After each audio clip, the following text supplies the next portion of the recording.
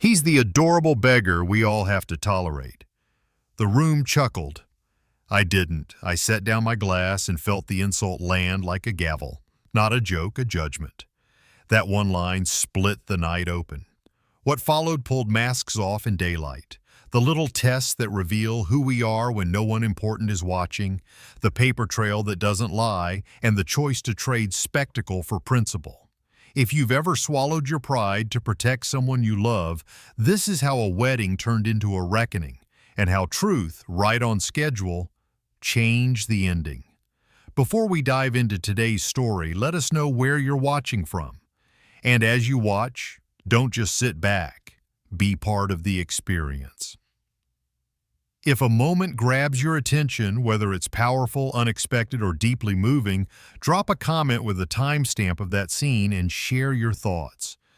Your reactions bring the story to life, and we love seeing which moments resonate with you the most. And if you haven't already, hit subscribe and turn on notifications so you never miss a new story.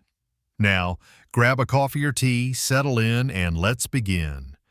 I have lived in Spokane for most of my 68 years, long enough to watch the old rail yard give way to office parks and the quiet streets of my neighborhood fill with younger families who wave politely but don't know my name.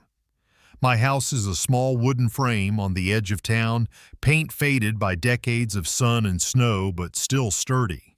The porch creaks under my boots, the garden fence leans slightly, and the maple trees that line the property shed their leaves in copper and gold across the yard. To most, it looks like the home of a man getting by on a pension, and that is exactly the impression I have cultivated. Each morning starts the same. I let Baxter, my old shepherd mix, out into the backyard, fill his bowl with kibble, and brew myself a pot of weak coffee. By the time the steam curls from the mug, the radio on the counter hums with local news. Sometimes I hear the weather report, sometimes the farm prices, but most mornings it is just background noise while I fold the newspaper open. My eyes don't move as fast across the page as they once did, but the habit of reading every line remains. I still work the crossword, though my hand trembles slightly when I write with the old ballpoint pen.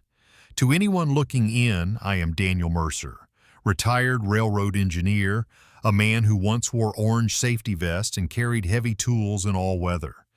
They see patched jackets, a pair of boots that have been resoled twice, a faded baseball cap. No one sees the safe hidden behind the old bookshelf, the one that holds contracts and deeds from the company I built and sold 15 years ago. No one sees the quiet transactions I still authorize through the Mercer Foundation, disguised under other names. The world believes I am a man of modest means, living quietly on Social Security. That fiction has protected me, and more importantly, it has protected my daughter. The evenings are the hardest. I sit in my recliner, the leather cracked from years of use, Baxter asleep at my feet, and the house feels much too large for one person. Catherine's picture rests on the mantel, her smile caught forever at 32, holding Lily as a toddler. She has been gone 7 years, but I still talk to her in the quiet, asking questions she never answers. Her absence is a silence that fills every room. It was Catherine who had the warmth, the laughter. I was always the practical one, the provider. Now I am both roles and neither. Lily thinks her father is just an old man with calloused hands and thinning hair who worries too much. She doesn't know about the nights I stayed up poring over shipping routes, negotiating contracts that stretched from Portland to Chicago. She doesn't know I once signed a deal that moved half the grain of eastern Washington through my warehouses. I hid it because I wanted her to have a normal life, free of the weight that money and reputation bring. A teacher with chalk dust on her skirts and stories about her students. That was the life she chose, and I wanted her to keep it pure. Sometimes I wonder if I've made a mistake. Pretending to be less than I am has become second nature, but there are days when the mask feels heavier than any tool I ever carried on the railroad. when I drive the old Camry to the grocery store, when neighbors pity me for fixing my own fence instead of hiring someone, when the cashier offers me coupons without asking, I nod and accept it, because the disguise keeps Lily safe. Still, a part of me aches. As the sun dips behind the pines, I sit on the porch with a cup of mint tea, the air sharp with the coming cold. The yard is quiet except for the distant bark of dogs and the crunch of leaves under Baxter's paws. The radio inside hums with static forgotten. I close my eyes, listening to the familiar creak of wood, the rustle of branches. I tell myself this is enough, that a man my age should be grateful for peace. Yet in the pit of my stomach, I know peace never lasts. Life has a way of stirring storms just when you believe the waters have settled. That evening, as I turned off the porch light and stepped inside, I glanced once more at Catherine's picture. "We did all right, didn't we?" I whispered. But my own voice sounded unconvinced. I didn't know it then, but the quiet routine I clung to was about to fracture, and the role of a humble retiree would no longer be enough to shield the person I loved most. Saturday slid in like an old record, the kind that crackles before the song finds its groove. I trimmed a few stubborn branches along the fence, hosed the mud from Baxter's paws, and set the newspaper beside a mug of mint tea. The house held a clean autumn hush. In it I could hear the clock breathe. By mid-afternoon, the light had that copper tint Spokane gets when the maples have decided summer is over. I told myself it was a good day to be small and ordinary. Lily's knock was quick and bright. 3 taps that still sounded like the girl who used to race home with a library book under each arm. She swept in with the cold on her cheeks and the smell of the city clinging to her coat, eyes shining in a way I had not seen since her mother's last Christmas. Baxter thumped his tail and leaned into her knees as if he too could feel the air changing. "Dad, I'm engaged." 4 words, light as ribbon and heavy as iron. The mug missed my lips by an inch. I set it down carefully and made the smile a father is supposed to make. She lifted her hand. The ring was modest, round, clean, the kind of diamond that tries to look like a promise instead of a prize. She poured out the story in one bright stream. A picnic at Point Defiance, a question asked near the old ferry dock, a plan for a small ceremony that somehow already had a ballroom and flowers that do not grow here. Then came the name, Carter Hale. I have read that name in briefs and quarterly filings and articles that used adjectives like embattled, aggressive, untouchable. In the seconds before my face could remember how to look like a father's, the freight of those clippings rolled through me, a late-night crash that vanished into paperwork, a tower condemned after shortcuts with rebar, that slick habit of paying fines the way other men tip for coffee. None of it proved anything about the boy my daughter loved. All of it told me how certain families teach their sons to mistake insulation for innocence. The smile could not quite hold. Lily noticed. She always has. Her happiness faltered, then stiffened as if bracing for weather of a different kind. "He loves me," she said. "He chose me." I nodded and asked, as gently as I knew how, "Are you sure about the family behind him?" A name, I told her, sometimes drags a mess behind it. She stepped back, wounded by the suggestion that headlines could know what she knew. "A headline isn't a person," she said.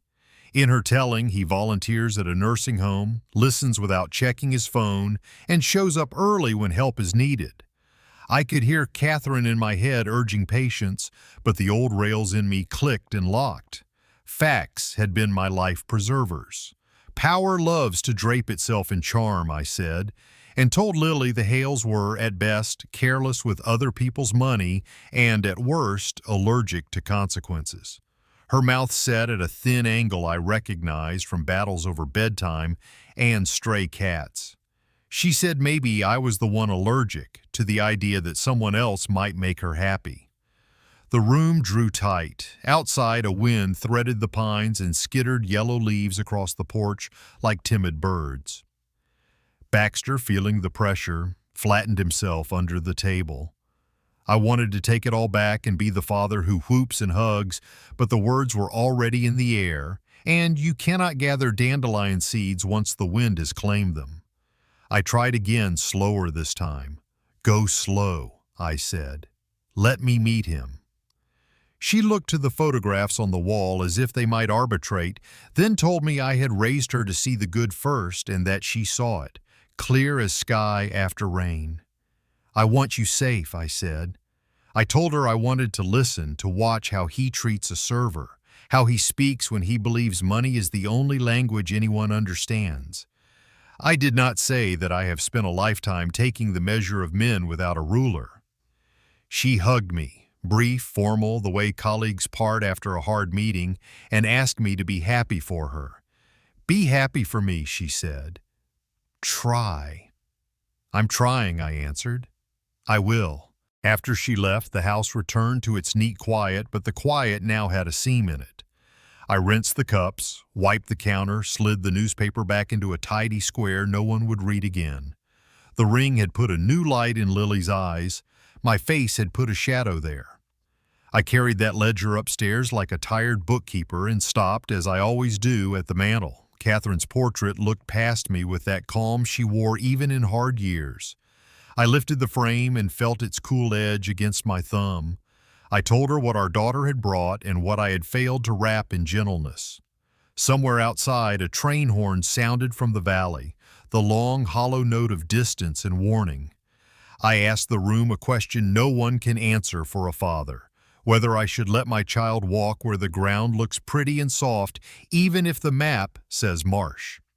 Evening bruised along the ridge, pressing the light into narrower bands. I switched on the lamp and the room folded into a smaller circle of gold. Baxter sighed and settled. I stood there a long time holding that photograph, telling myself that weather is only weather. But somewhere far off, the first low rumble crossed the hills, and I could feel the storm deciding which way to travel.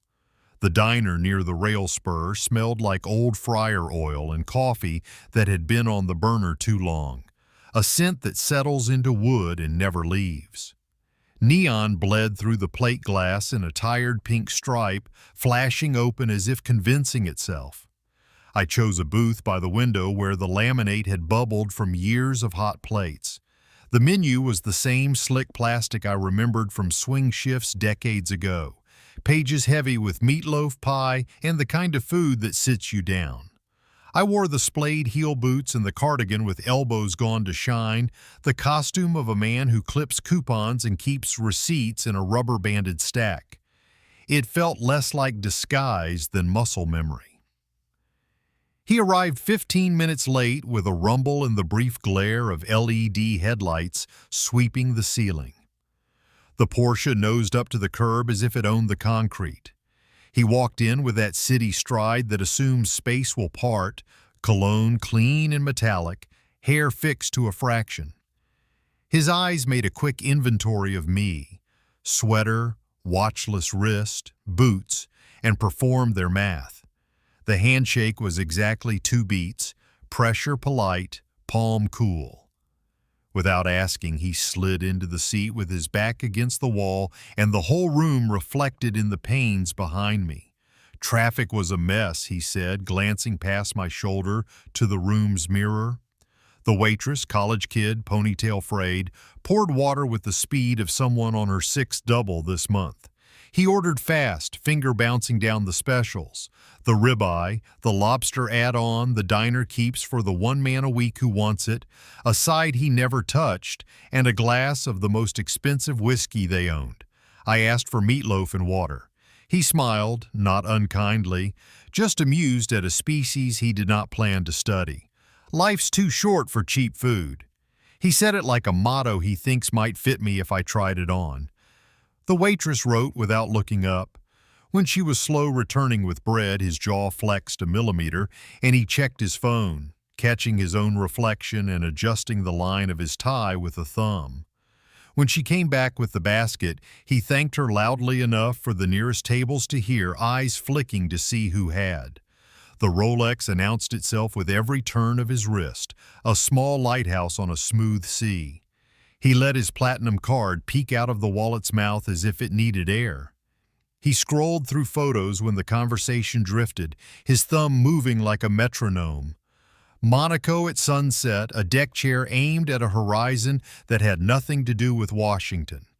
He said the company runs itself now and that he was thinking bigger, a word that can mean better if you don't ask who is paying. Lily tried to stitch small stories between us. The kids loved his visit, she said, telling me how he read to her class and stayed to stack chairs. Her smile worked hard at the corners. He let her finish and then moved the frame back to his preferred shot. Travel, restaurants where the check is the point, the language of exclusive. My meatloaf came on a warm plate, mashed potatoes standing up on their own. His steak dripped onto the napkin he did not notice until it did. Money, when it grows up, learns choreography. He placed the napkin just so, lifted the glass with a small pause to watch the amber, told a story about a yacht club where everyone pretends the wind belongs to them. The waitress missed our table on a pass. He raised 2 fingers without looking at her. We ordered 10 minutes ago. He kept his tone friendly, managerial, the voice of a man paid to keep timelines on tracks other people built. He asked what I used to do, and I told him a version most people accept without curiosity. He nodded as if he had something better for the blank space. I can give her everything you couldn't. It came wrapped in velvet and smiled at the ends, but the edge was there. He spoke about a house where Lily would never see a past due notice, about vacations that would erase the memory of modest. He called it generosity and meant leverage. I watched his attention in motion, the way his eyes slid off people in aprons unless they carried something he wanted, the quick survey of the room when he laughed, measuring what his voice could buy. He said experience matters more than work and named places like passwords. When the whiskey landed, he praised the pour as if the girl had distilled it herself. She wrote a total on the check with a tired flourish and moved on. He left a tip that looked heroic on paper and theatrical in the way he placed it, facing up, corner tucked out for anyone to notice. Lily kept looking at me the way a tightrope walker checks the line below. I kept my face calm because there are times when a father's role is not to fix, but to know. My ledger filled with the small entries that count the most, the phone checked mid-sentence, the habit of treating price as proof, the comfort with a view that puts people into categories labeled help and company and audience.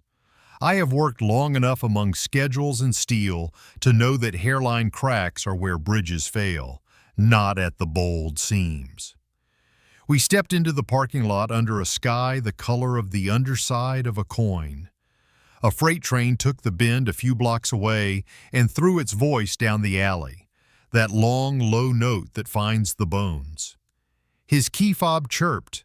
The Porsche flashed as if winking at its own reflection.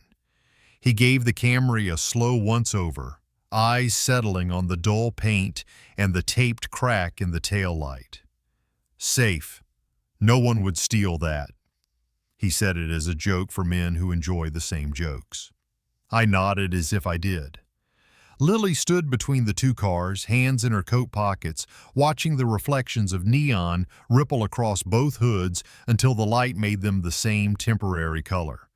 She kissed my cheek and said they had to go. He was due at a place with a list. I told her to text when she got home. The train signal washed the diner's window in red bars that rose and fell with each passing car. I stood a minute longer, letting the cold have my lungs, feeling the old knowledge settle. The test had been simple and sufficient.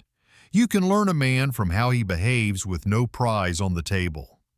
Back at the booth, the waitress stacked plates where we had been and pressed crumbs into her palm. I left a second tip under the saucer for the girl whose shift had my sympathy. On the walk to the Camry, I carried the night like a file I had been asked to keep. By the time the engine turned, I knew what the next step would be.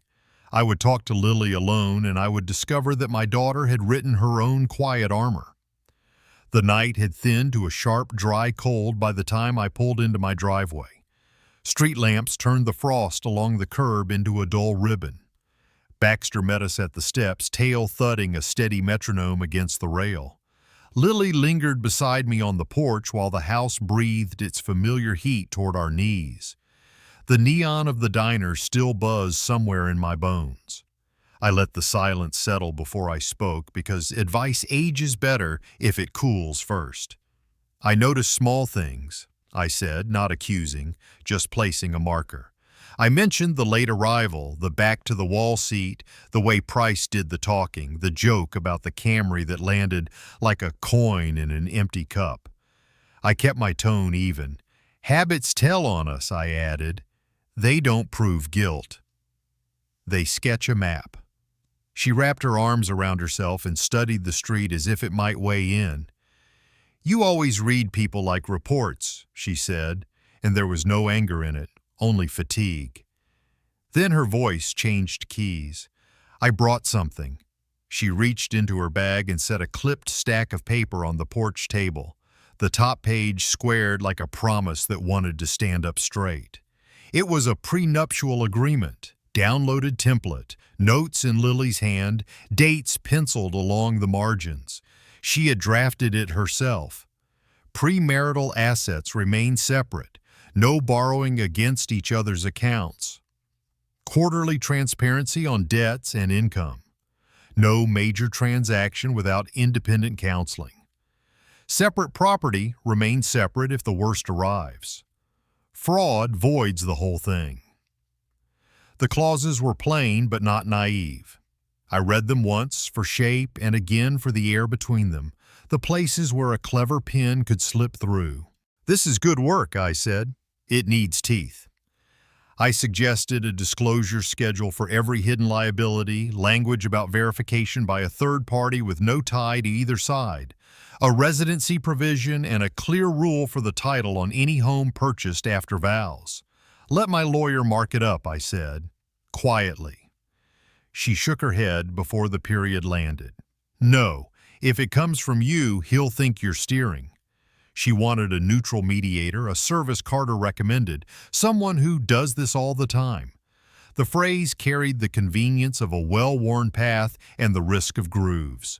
I felt the old alarm stir, conflict dressed up as efficiency, and let it pass. Then do this for me, I said. Initial every page. Keep a copy. And hire your own advisor, not anyone on his dime. She hesitated, then nodded. Mine, she said, independent. We sat a while under the glow from the kitchen window. I poured mint tea that steamed into the cold like a small prayer. I told her a story from the rail yard about a foreman who traded corners for speed and how the debt didn't come due until winter, when metal shrank and everything we'd hidden showed its seams. Risk pays in invoices, I said, not headlines. She took my hand and squeezed it once, a daughter's truce. Trust me, she whispered. I'm trying to, I answered. Both statements were true and incomplete. After she drove away, the house closed around me with the soft click of a well-fitted lid. I went to the study and slid the bookshelf 6 inches to the left. The safe woke to my touch, keypads blinking a dim constellation. Inside lay the careful quiet of another life. Shells of deals, the spine of a foundation disguised as a family habit. I opened the Meridian Ridge Capital folder, checked the timetable I had built over months, and moved the final pieces. By midnight, our stake in Hale Urban Group would round to 41% through a handful of small mouths no one watches. I executed the electronic consents, scheduled the funds, and sent a letter that required an independent seat on the board with authority to audit compliance and to press the South Sound affordable housing build back to the front of the line. This wasn't revenge, it was ballast. If storms came and they were already forming, it would keep the ship from rolling. Still, every secret is a debt. I could feel Catherine in the room, the way she would tilt her head when I took the long way around a simple truth. I told the air that disclosure, right now, would turn Lily into someone under supervision and Carter into someone on guard. The better play was a fence no one noticed until the bull changed direction. In the morning, the phone chimed with Lily's text. She had booked a session with the mediator for late next week. I asked for a scanned copy of the draft with her initials, and she sent it while the kettle sang. I reminded her, short, not paternal, to engage an advisor of her own and to pay that person herself. Then I called the bank that services the Foundation's vehicles and confirmed what the law allowed regarding ultimate ownership records in private filings. The answers were what I expected, backgrounded and clean. Behind the screen, everything was set the way a stagehand sets furniture that should never be seen. I printed Lily's draft and slid it into a clear sleeve, then into the top drawer of the safe, the one where I keep photographs and wages I cannot spend. Catherine's picture went on top, her smile covering the header like a benediction. The door closed with a thin ring of metal on metal, a sound that always finds the old part of my chest. Outside, a train drew the valley's breath into one long horn and let it fall. You do not feel foundations move. You hear it later, the way a house shifts at night. I stood there and listened to the studs speak their small language. Somewhere down the line, all that hidden preparation would collide with a ballroom too bright for mercy. Tacoma's Union Station looked like an opera set built to flatter the audience. The old rotunda threw light down from rented chandeliers, and the brick arches held the sound of the string quartet like a bell holds water. White orchids climbed pewter stands as if they were trying to escape. The floor shone hard enough to return every heel tap in duplicate. You could measure the evening by perfume alone, notes of gardenia and money thickening the air. The room had two currents running through it. On one side, my people. Teachers with careful hair, a cousin whose suit was older than his youngest, friends from the rail yard with polished shoes and stories ready if anyone cared to ask. On the other, the Hale contingent, tuxedos with satin lapels, dresses that moved like lit water, men smiling without showing teeth while their eyes looked for opportunity. The seating told the story even if the programs didn't. We were parked at table 12 on the rim, a respectable distance from the dais where the microphones waited and the spotlight pooled. The photographer arranged us with brisk kindness that still made a point. "Sir, just one step back," he said, and the light did improve when I ceded an inch of ground. Carter's tuxedo caught every watt. Lily, beautiful and a little breathless, kept glancing at me as if she could read in my face what weather the night would bring. Around us, the quartet wandered through the safe parts of Vivaldi. Glass chimed. A planner with a headset moved people as if they were props that could act. All evening, the tiny tells stacked up like poker chips. Carter narrated the event by price. The imported orchids, the per-plate tally he repeated as if he were reciting a holy number, the wine he named to make sure it heard. He had arranged for introductions that front-loaded the house name and the funders, and the lighting cues favored the center tables with a warm lift that left the margins in museum dusk. When he touched the small of Lily's back, it was the touch people use when they are confident the room belongs to them. When a reporter from a local paper tried to catch his eye, he gave a nod that looked generous at 6 feet and indifferent at 2. Toast time arrived with the practiced shuffle of staff and the faint hush any crowd makes when it expects to be pleased. Carter took the mic with a flourish that fit the cut of his jacket. He ran through the required tributes with competent speed, skipping across gratitude like a stone across a quiet pond. Then his face sharpened a degree and he turned toward the outer tables. He found me easily. The spotlight didn't, not yet, but the room's attention followed his gaze. "Let me introduce a favorite," he said, the grin cued, the timing rehearsed. "The adorable beggar we all love to tolerate." There is a sound a large room makes when it wants to agree and isn't sure if it should. A sweatered laugh rose from somewhere behind the bar. Another sound, smaller, was a breath leaving Lily's chest. The quartet missed a beat and recovered as if nothing had happened. My fingers, wrapped around a water glass, stayed still out of long habit. Shame moves fast when a crowd is watching, but so does clarity. I set the glass down so carefully the coaster did not shift. I could have walked out then, and part of me started to. The path to the doors was a soft tunnel of carpet and relief, but the doors opened first.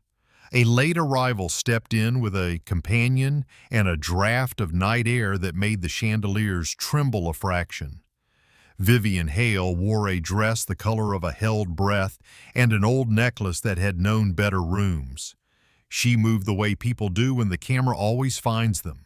She scanned the crowd, smiling for the right reasons, and then her gaze touched my table and stopped as if it had struck a familiar stone under unfamiliar water. Memory works in planes. I saw it pass across her face, the quick rearrangement behind the eyes, a narrowing, the lift of the chin, the small intake reserved for something that does not fit the script. She stepped closer to the aisle as if distance were a variable she could control. The room noticed her noticing, conversations hiccuped. Even the staff slowed, their trays hovering like punctuation. Her voice carried without effort, just a few syllables cut from silk. "Weren't you at the South Sound Housing Award last winter?" It wasn't a challenge, it was recognition. A hall with folding chairs, a storm outside, a line of young families in borrowed coats, a check with no name on it that still moved a project forward. I had stood at the back in a wool cap while a deputy director thanked someone who hadn't wanted thanks. The sound in the rotunda changed key. People who traffic in status learn new words quickly when they think they matter. Housing, I heard. South Sound.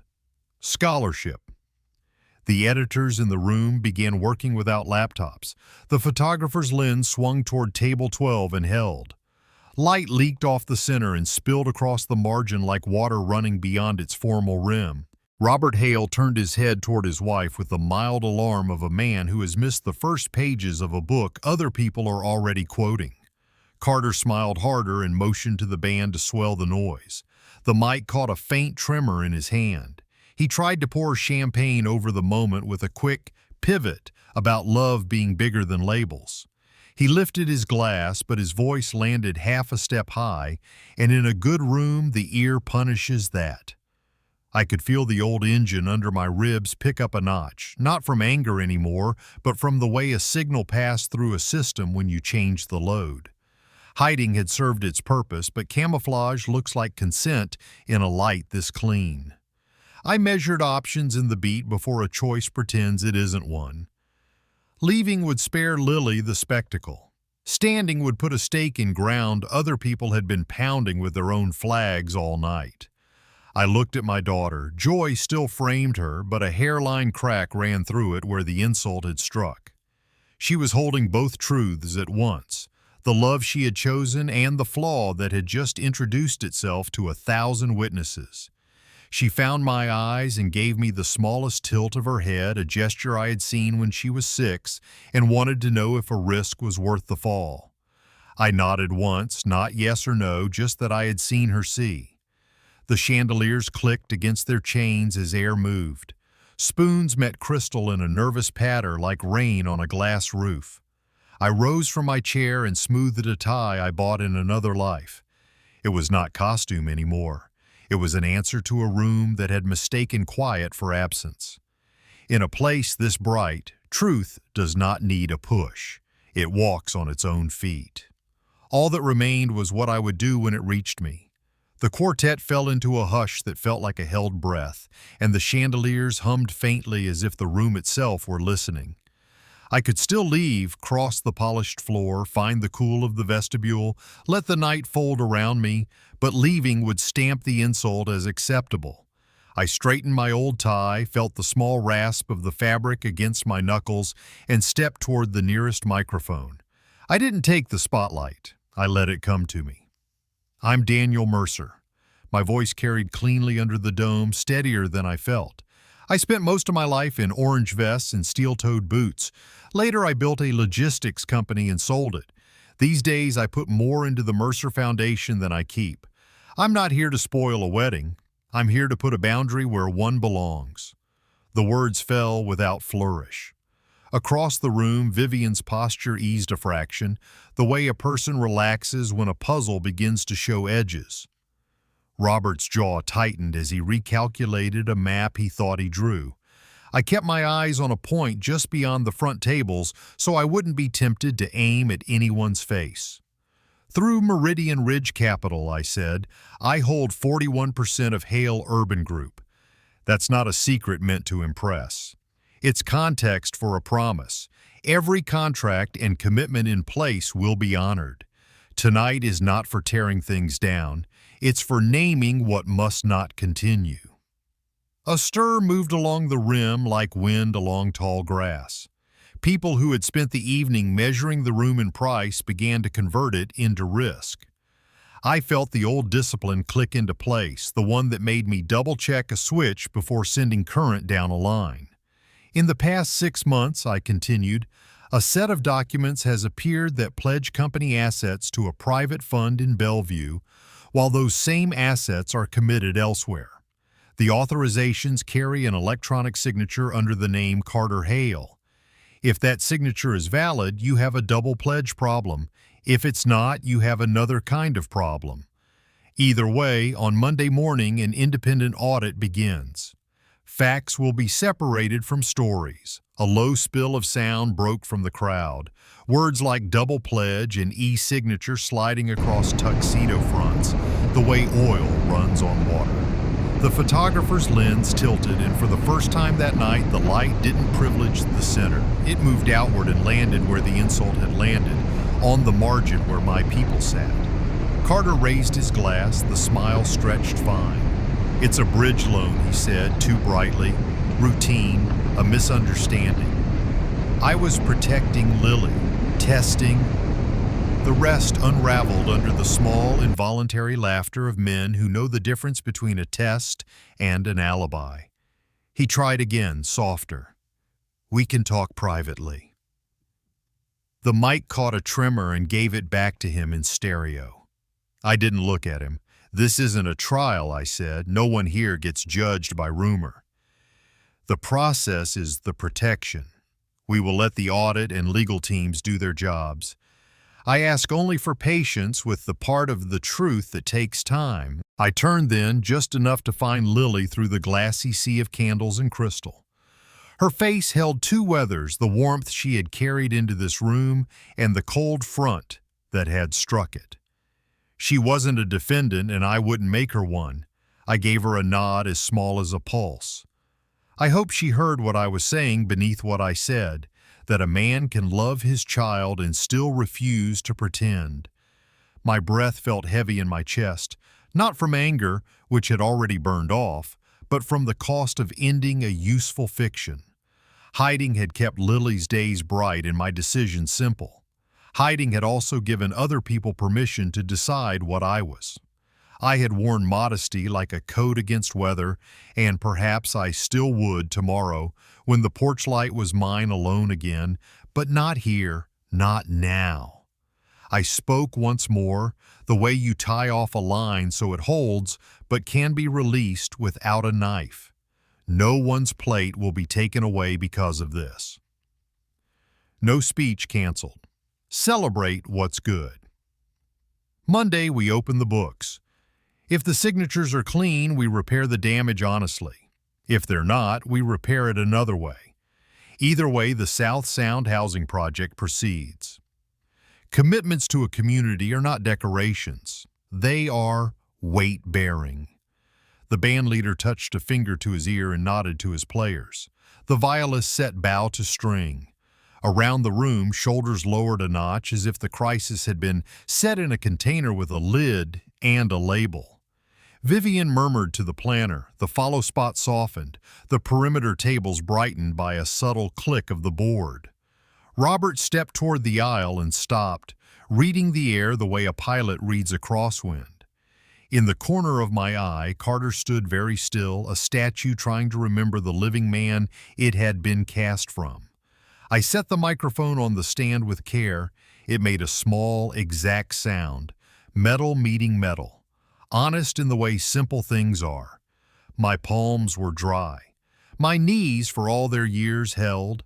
I thought of the rail yard at first snow when cold finds every careless joint, and of the men who taught me that fixing is easier when you name what's bent. On my way back to table 12, I passed the photographer. He lowered the camera and gave me the briefest nod, the kind you offer a stranger who has done something difficult without making a mess of it. I sat. The water glass was where I'd left it, a ring of condensation marking time on the linen like a clock without numbers. Across the hall, Lily rested her hand on the back of an empty chair and looked down at the floor as if she could see the blueprints under the marble. When she looked up again, there was no plea in it, just attention, the kind that holds steady while the loud parts shake. She mouthed nothing I could read and did not need to. The choice I had made was mine. The ones ahead would be hers. Music returned, but the melody had shifted. People tried to resume their practiced merriment, yet conversation now contained more questions than boasts. Somewhere behind a closed door, a planner updated the run of show. Somewhere in a calendar I kept only in my head, a reminder turned its face toward morning. Truth was on the schedule. At 9 a.m., doors would open, files would be requested, and signatures would have to become facts. Between now and then, a wedding could dance itself to exhaustion. Between now and then, I would drive home in a car no one wanted to steal, let the dog out, and sit in the chair where I have watched so many storms choose their path. I woke before the sun, the house holding its breath the way it does on the edge of winter. Frost traced the porch rail. The street was a thin gray ribbon. Baxter rose stiffly and followed me to the kitchen where the kettle clicked toward a boil. My phone had decided night was a suggestion. Voicemail stacked like cordwood. Emails arrived in platoons. The subjects made a chorus I could have predicted. Requests for comment, invitations to appear, strangers offering congratulations for a speech I hadn't meant as one. A clip from the reception, Carter's joke landing flat, Vivian's recognition, my brief remarks, had already found the appetite of social media. I pressed play once without sound and then closed the screen. I sent the same sentence to every reporter. An independent audit will begin Monday at 9 a.m. I have no further comment. The words were true, plain, and sufficient. Some wrote back with warmer bait, names of shows, phrases about public interest. I let the phone fall face down and listened to the kettle finish its climb. It is easy to mistake noise for urgency, harder to remember that accuracy wears quieter shoes. By mid-morning, a message from the board secretary arrived with the shape of the week. An emergency meeting would convene in the conference room on 4th. The audit firm's team would take space 2 doors down, and the company would suspend any new pledges, liens, or collateral agreements until the review concluded. IT had been told to preserve the e-signature logs and pull 6 months of authorization trails. Carter was relieved of any decision authority tied to finance or asset disposition until facts took form. The public relations note that followed was as neutral as oxygen. The company respected process and would not address personal matters. I gathered what I had kept in reserve: the emails with their tidy timestamps, the authorization chain that skipped a rung on a Tuesday afternoon, the term sheet from a Bellevue fund that liked bridges so much it built them out of air. I sent the packet to audit and to counsel with a cover line: for timeline reconstruction, confirm independently. Then I called the South Sound project manager and told her what I had already said in that ballroom. The build would proceed. Promises to people who count pennies do not wait on men who count points. The day slid by in a slow, precise march. Every few hours, a blog or a local site learned a new word: double pledge, beneficial owner, independent seat, and tried it on. Some posts still chewed the bone of adorable Beggar, enjoying the spectacle of class theater. Then the tone began to pivot. Editors remembered housing and wages and lines that never end at county offices. A columnist who had once mocked my Camry asked in print, "Who benefits when sarcasm outruns character?" I stayed with my sentence. When the questions knocked again, I replied with the same 7 words and went back to trimming paper from my stack so Audit wouldn't have to. Near dusk, Lily pulled into the driveway with a banker's box on the passenger seat. The dress, folded into understatement, lay inside. She carried it up the stairs without commentary and set it under the bed she'd slept in until college. Baxter followed close, nose down, as if the fabric needed guarding. We passed each other like careful commuters for 2 days. I made meatloaf the first night, soup the second. I set a cup of tea outside her door, left a note that said only no timeline.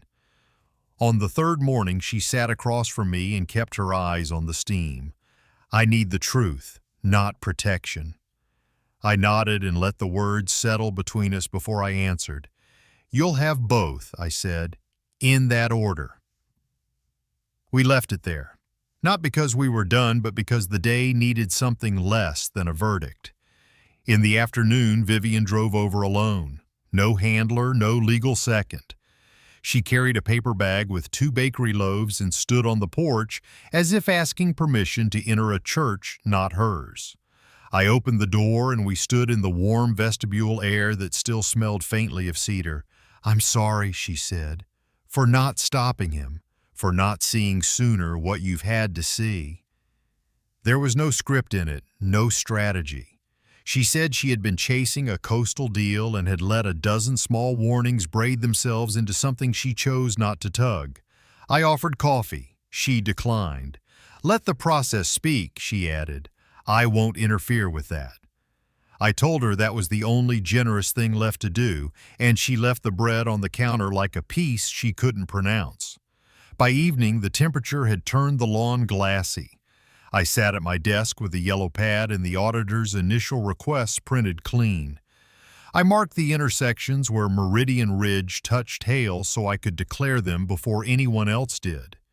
You cannot police others if you won't police your own lines. I drafted one more document, this one for Lily. A short, unadorned summary of her rights under the agreement she had written. The triggers, the disclosures, the remedies when material deception enters a marriage. I left it on the kitchen table with a pen. I didn't ask her to sign anything. Wanting an outcome is not the same as forcing one. The night before opening books felt like the eve of a winter storm. Neighbors walked their dogs briskly. The radio murmured an old ball game through the wall of the garage. I answered 2 last emails from Audit, sent one to the board, clarifying that South Sound expenditures would be shielded from any internal freeze, and shut down the computer. Upstairs, Lily slid the box farther under the bed. The cardboard gave a small sigh that sounded like a door closing. Baxter thumped once and settled in his usual place halfway down the hall, the watch he has kept since he learned the shape of this house. I lifted Catherine's photo from the mantel and held it until the glass lost its chill. "We're doing it your way," I told the woman who had believed in gentle paths and necessary boundaries. "Facts first." The phone buzzed on the desk. A calendar confirmation blinked. Audit kickoff, 0900. I set the frame back, turned off the lamp, and left the porch light burning for no reason except habit. The house made its small, settling noises, wood explaining itself to cold, nails remembering their work. In the morning, the first shift would clock in, and the truth, which needs less sleep than any of us, would start its day. Sunday night lowered itself over Spokane like a wool blanket. The street held its thin winter brightness, porch lights mapping out a hush from house to house. I spread the week's folders across the kitchen table and squared them into piles. Audit requests, council notes, South Sound updates. The clock over the stove counted with a slow, domestic rhythm. Lily sat opposite me under the warm cone of the pendant lamp, hair tied back, a legal pad in front of her. Neither of us reached for big words. We reached for steps. We agreed to begin with the simplest discipline. Let the people tasked with finding facts do their work. No statements to chase last night's applause, no interviews to feed a cycle that eats everything it touches. Accuracy would move at its own pace and we would match it. Next came the promises she had already written for herself. The prenuptial language would wake up and stand on its feet. She would separate finances cleanly, revoke any permission that had grown casual in better weather, and hire an advisor who owed nothing to anyone in this story but her. Third, the company would keep its spine. Hale Urban Group would put the South Sound commitment in black and white and take 20% of its land bank and tie it to affordable housing on a calendar everyone could see. Fourth, if Carter wanted a road back to credibility, he would walk it under supervision, financial oversight, behavioral counseling, proof of change that looked like change. Fifth, no one, parent, board, guest who loved the spectacle, would press Lily for a decision before the facts were done. We wrote them like that. First through fifth, no poetry. She opened her laptop and began the part that feels small until trouble comes. Emails to her bank and card issuers went out clean and spare, revoking every authorization linked to his name. Transaction alerts were set like tripwires, passwords changed by the handful, confirmations saved to a folder she labeled with today's date. When the messages settled in the outbox, she called the advisor she had chosen, a woman 2 cities away whose voice carried the kind of calm born from worse files than ours. A meeting time was set. The advisor would build a map of Lily's finances as they were, and a second map for the day when the worst-case scenario arrives uninvited. We spoke about that without drama. Planning for storms is not the same as wishing for them. I went to my study and drafted the internal memo I had been writing in my head since the ballroom. The board would add the 20% transfer to its agenda with dates, reporting checkpoints, and public dashboards. Compliance would track it. Compensation would respect it. If we said housing was weight-bearing, then the beams needed to be stamped and inspected like any other. I signed the note and sent it to the secretary with the briefest line, "For inclusion, circulate before noon." At noon, I walked into Hale's offices and met Vivian in a small room with a table too glossy for the kind of talk we needed. She looked like someone who had slept but not rested. We kept it short. I explained the resolution and the reporting. She said it was the right move if the company expected trust to return by anything other than accident. She did not ask me to rescue her son's standing or to slow the audit. She asked only that the community work not be yoked to his mistakes. I told her I had already drawn that line. We reviewed the draft language together. She requested one addition, a public-facing timeline that did not require translation. I agreed. We shook hands without ceremony. Down the hall, in a conference room that smelled faintly of dry erase markers, Lily signed a temporary agreement prepared by counsel. It required Carter to surrender access to her accounts, devices, and records until further notice. And it set the first session with a counselor not as a balm, but as a precondition for any future conversation about us. She kept the original in a flat envelope, scanned and sent copies to her advisor, and saved the receipt emails in that same dated folder. She did not look triumphant. She looked steady, which is rarer. I stood in front of the board an hour later and repeated the same principle I had given the room under the chandeliers. This was not financial revenge. Wrongdoing would be traced and addressed. Operations would be kept clear of theater.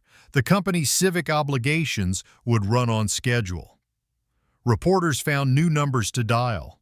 I returned the same line I had used since morning. An independent audit was underway, and I would not speak beyond that.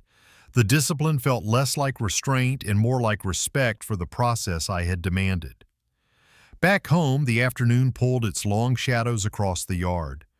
Lily placed a business card on the table beside her keys. The advisor's name, a time, a small circle in pen. It was a quiet signal that she had moved from shock to structure. I poured tea and let the steam mark the air with mint. In the rising quiet, I could hear Catherine the way I sometimes do, her old instruction trimmed of the softness that used to make me ignore it. Let her fall into your arms, not into a hole. Stepping back, it turns out, is not the same as stepping away. By dusk, the audit team had confirmed the morning's calendar. The first interviews would begin at 9. Logs and ledgers would be requested like passports at a border. Lily texted me the time and address where she would meet Carter, a floor in a federal building where the investigator kept regular hours and recorded everything. It would not be a bar. It would not be private. I answered with a single word that meant I had seen and I approved.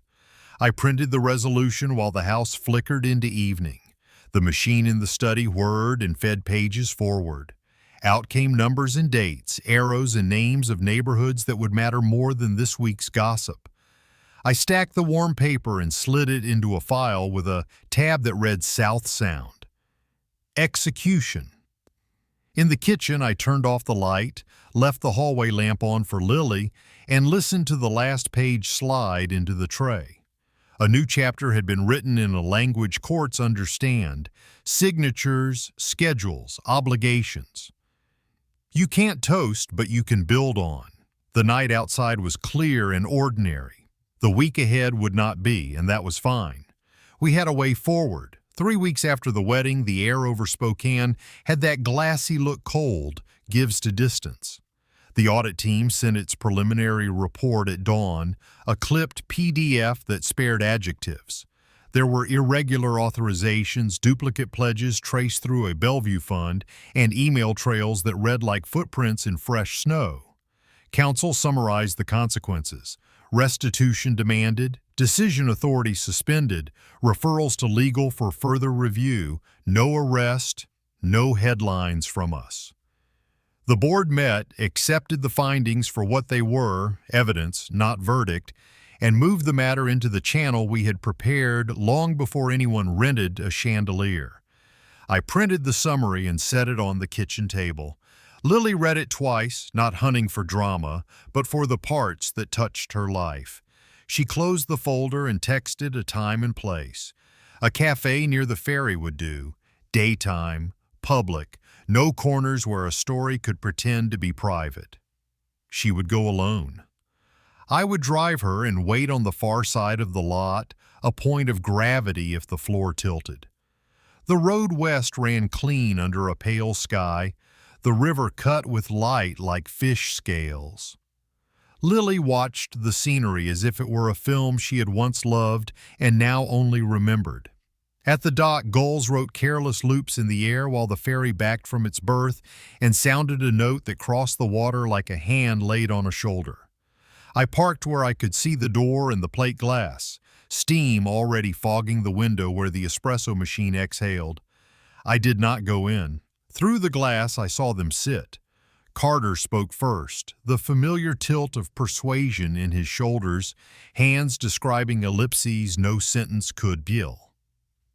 Lily set a manila folder on the table and straightened it so the edge aligned with the grain. He leaned forward. She did not.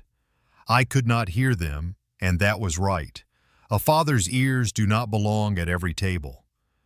The minutes gathered like small stones. He reached for the folder. She opened it and slid 2 papers out. One was the petition to annul, signed where signatures go. The other I recognized only later when she told me, a list in her handwriting of the few bright moments that had suggested a better man, the day he read to her students, the evening he carried soup to the neighbor with a broken hip, the calls he made to the nursing home when winter storms took the power down. She had written them so he would know there had been chances, and that the door he was closing was not imaginary. When she returned to the car, the folder was thinner. Wind moved the loose hairs at her temple.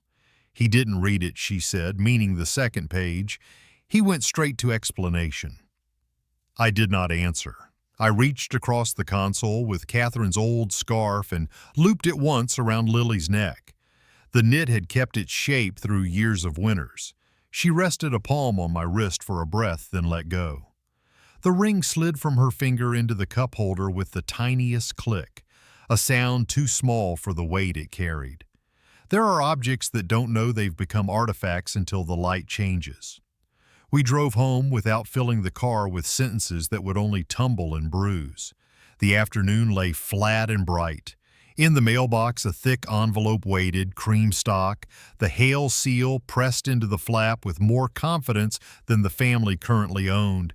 Inside, a signed resolution, 20% of the land bank reallocated to affordable housing under a 24-month schedule, with quarterly reporting posted where no one would need a password or a translator. A second note lay beneath it, handwritten on a heavy card. Vivian's script favored straight lines over flourishes. "Some weddings can't save a marriage," she wrote, "but they can save a small city." I stood at the counter and let the sentence be what it was, not absolution, not theater, just the truth a mother had found the long way around. The house received us like a lake accepts weather. Lily carried the empty ring box upstairs, opened the top drawer of her old dresser and set it inside as if returning a tool to its slot. She left the wedding dress in its carton under the bed. The cardboard rasped softly against the floorboards. Baxter shadowed her from room to room in the faithful geometry only a dog can draw. I put water on for pasta and warmed a jar of sauce I'd made when tomatoes were still honest. We ate at the kitchen table with the radio low, the fork tines clicking now and then like tiny metronomes in a slow piece. No toasts, no post-mortem. A kind of lightness returned, the kind you get when a heavy certainty finally declares itself and stops begging for attention. After dishes, Lily pulled the manila folder from her bag and set it beside my notebook. The top page bore the clerk's stamp. The second page was that list of his better hours. She ran her thumb down the margin as if smoothing a wrinkle and then slid the list back into the pocket. "I wanted it to mean something," she said, "not quite to me." "It does," I said, and left the rest for time. Night erected its simple scaffolding around the neighborhood. Porch lights, the soft thud of other people's doors, a creak of tires on cold pavement. I took my seat at the desk, opened the black notebook that has held more seasons than I care to count, and wrote a line under the day's date. The sentence came spare and without strain. "An ending is not an explosion, but a door closed well." I underlined door, shut the book, and placed it in its hollow on the shelf. Upstairs, Lily turned off the lamp and left her door open the way she did when she was small and storms walked the street. I checked the locks, set out Baxter's water, and killed the kitchen light. The porch glow fell across the first step like a coin laid down for luck.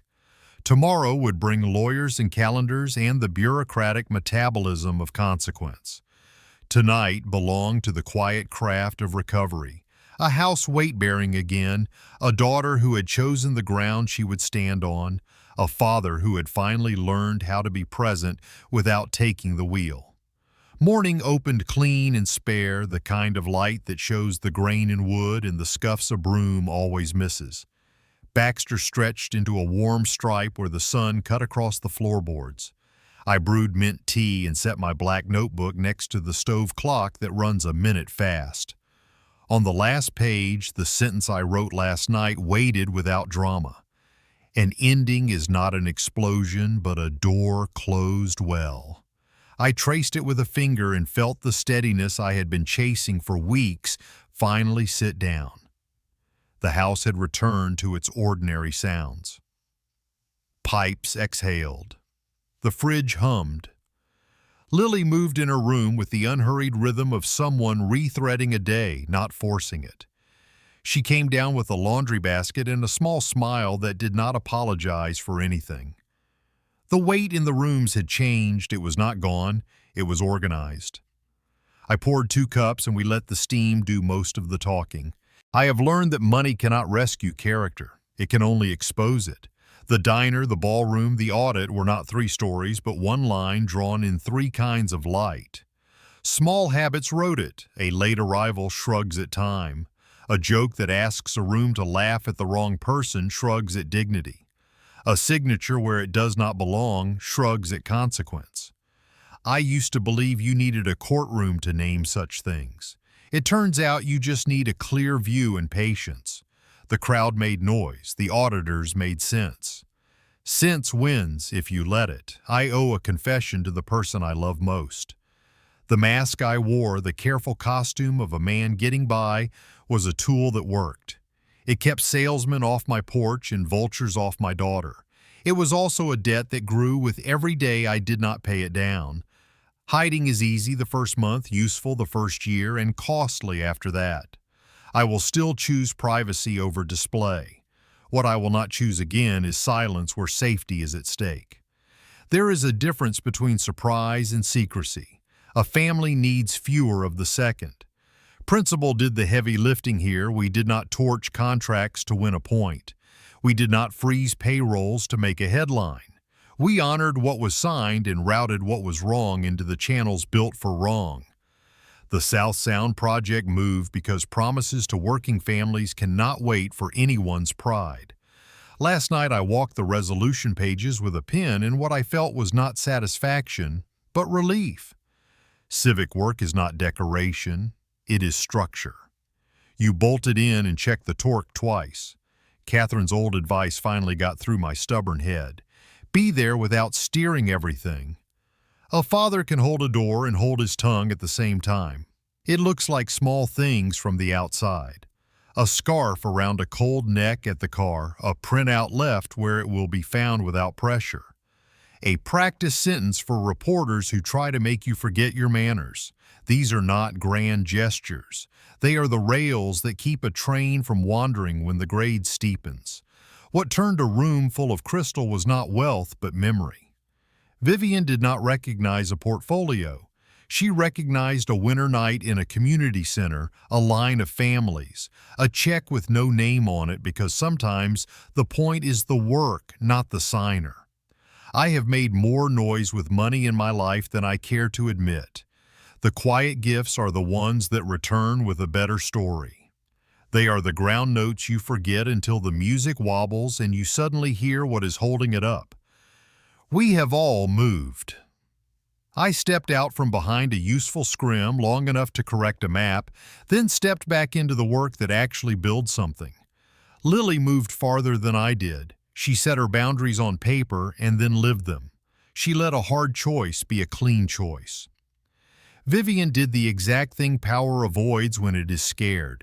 She put numbers and dates to a promise and signed them where the public could see. Not absolution, not theater, just a turn toward better. By mid-morning, the day reminded us it needed actual hands. The porch bulb had gone soft. We fetched the step stool and swapped it out. The fence needed a brace where winter and neglect had made a plan. We cut a new rail, set it, and listened to the satisfying click when the screws bit. Baxter supervised, then slept like a union man. We raked the thin lace of leaves along the side yard into one tidy line and laughed once when the pile refused to stay piled. None of it would make the evening news. All of it made the house more itself. If I have anything to say to people my age, it is this. We do not get to pick our children's loves. Only the principles that make our home a place they can return to without shame. Write those principles down. Practice them when the house is quiet so you do not fumble them when it is loud. Draft the boring documents. Keep an advisor who answers to you alone. Decide your one sentence for the press before you ever need it. And keep a porch light that works, not as a symbol but as equipment. Lily folded towels while I did the arithmetic of onions and stock for dinner. The radio gave us a weather report and an old song. I set the black notebook on the counter and added 2 new lines under last night's sentence. Masks help in a storm, I wrote, but you have to know when to take them off. Then, because habit is a kind of prayer, I checked the South Sound inbox. A survey crew had pulled permits and would mark corners this week. One line said simply that the first pile of lumber would arrive on Monday before lunch. I closed the laptop and went out to the porch for the last light. The neighborhood had reassembled itself without asking us first. Dogs announced deliveries. Somewhere down the hill, a train gave a long, level call that did not demand anything. I thought of newsletters and ribbon cuttings and all the things people do to pretend the work is finished. Then I thought of hammers and ladders and the men and women who show up with both and make a plan true. I went back inside and set a hand on the frame of Catherine's photo. The glass had warmed to the room. "We are fine," I said, as much to convince myself as to tell her. On the stove, the kettle counted toward a boil. In the hall, Lily hung her coat and left her door open a notch, a signal as old as thunderstorms. I flipped the porch switch and watched the bulb take, a small disk of reliability. Truth keeps a schedule. Ours is written now in calendars and budgets and a circle of light that reaches the first step. The door we closed was the right one. The other doors will open when they should. For tonight, the house is weight-bearing, the tea is green, and the future is ordinary enough to trust some endings don't arrive with thunder. They settle the way a carpenter drives the final screw, quiet, steady, weight-bearing. What looked like spectacle turns out to be simple. Money can buy a chandelier, but it can't rent a conscience. Character shows itself in small habits, the way someone treats a server, keeps a promise, signs a page, and truth keeps a schedule whether anyone claps for it or not. The real work is rarely on stage. It's the audit instead of the rumor, the plan instead of the pose, contracts honored while wrongs are routed into the channels built to correct them. Privacy can protect, but secrecy collects interest. Eventually, a mask becomes a debt. The wiser path is principle over posture. Draw the boundary, keep the civic promise, let the facts do their slow, necessary job.